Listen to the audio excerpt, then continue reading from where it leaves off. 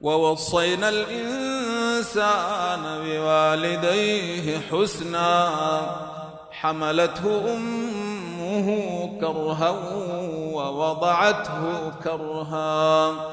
وحمله وفصاله 30 شهرا حتى إذا بلغ أشده وبلغ 40 سنة قال رب أوزعني أن أشكر نعمتك التي أنعمت علي وعلى والدي وأن أعمل صالحا ترضاه وأصلح لي في ذريتي إني تبت إليك وإني من المسلمين.